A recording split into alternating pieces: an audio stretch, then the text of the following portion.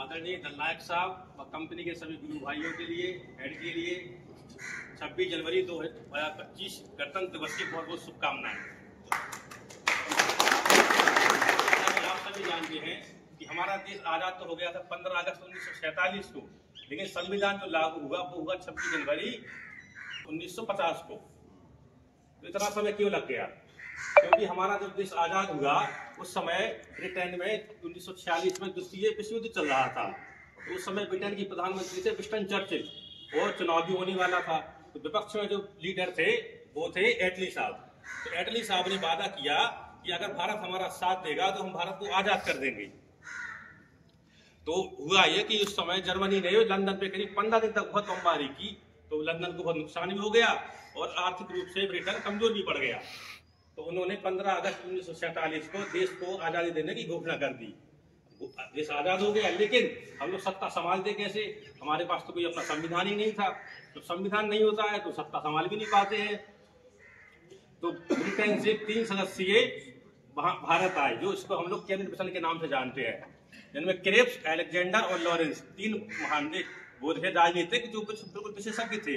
जैसे कि हम लोग जानते हैं भारत में बड़े बड़े कैबिनेट मंत्री होते हैं, जैसे राजनाथ सिंह रक्षा मंत्री हो गए हैं और एस जयशंकर विदेश मंत्री हैं। इसी तरह से वो भी बड़े मंत्री थे वहां के, लेकिन जानकार बहुत थे। तो उन लोग जब भारत आए तो उन लोगों ने हमारे संविधान बनाने में बहुत मदद की। और संविधान में इसी तरह से कुल 13 समितियां बनाई गई कि एक समिति बना देगी, राष्ट्र से अलग बात करेगी, इस विभाग के बारे में बात करेगी। तो प्राप्त समिति थी, बेन थे अम्बेडकर साहब, उसमें 7 सदस्य थे, लेकिन वो 7 केवल नाम के लिए थे, क्योंकि कोई बीमार पड़ गया, कोई दिल्ली से बाहर था और कोई विदेश से बाहर लंदन में था। तो जो अम्बेडकर साहब थे उन्होंने पूरी समितियों के सदस्यों के लिए एकजुट करने का काम किया है। अम्बेडकर जी के बारे में जितना बोला जाए उतना कम है, अर्थात उनके बारे में तो बोलने के लिए मेरे पास शब्द ही नहीं है। विशेषज्ञ मतलब इतने पढ़े लिखे व्यक्ति थे वो, शायद ही देश में कोई वो दूसरा हो। और जब 1946 से संविधान बनाने की प्रक्रिया शुरू की गई, संविधान बनकर तैयार हो गया हमारा 26 नवंबर 1949 को, अर्थात 2 वर्ष 11 माह 18 दिन में बनकर तैयार हो गया। और हमारा संविधान विश्व का सबसे बड़ा लिखित संविधान है। अब लिखित है तो इसका वजन जो है वो 13 किलो है संविधान का।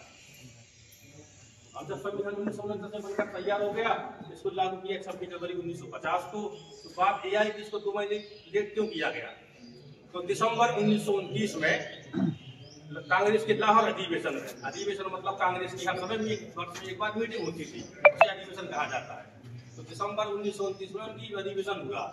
तो पंडित जवाहरलाल नेहरू ने पूर्ण स्वराज की मांग की, जबकि यहाँ दिसंबर था तो लास्ट का क्लियर हो गया। तो उन्होंने एक तारीख निश्चित की कि जनवरी में लास्ट का रविवार पड़ेगा, उस रविवार को पूरे देश में तिरंगा लहराया जाएगा और हर जगह बिल्कुल आजादी जैसा जश्न मनाया जाएगा। दुश्मन के सिर से भूत उतारेगा और जिस देश में लाखों लोग वतन के लिए जान देने वाले हों वो देश क्या हारेगा? ये आज का हिंदुस्तान है साहब, घर में घुस के मारेगा।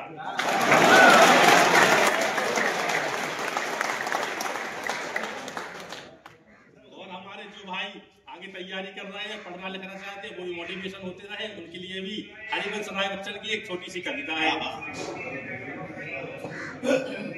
कोशिश करने वालों की कभी हार नहीं होती और लहरों से डरकर नौका कभी पार नहीं होती।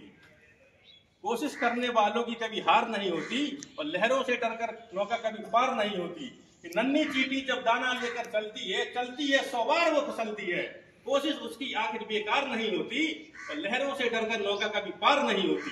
असफलता एक चुनौती है, स्वीकार करो, क्या कमी हुई देखो और सुधार करो। जब तक ना सफल हो नींद चैन को त्यागो तुम, संघर्ष का मैदान छोड़ना यो भागो तुम। कि कुछ किए बिना यहाँ जय जयकार नहीं होती और कोशिश करने वालों की कभी हार नहीं होती।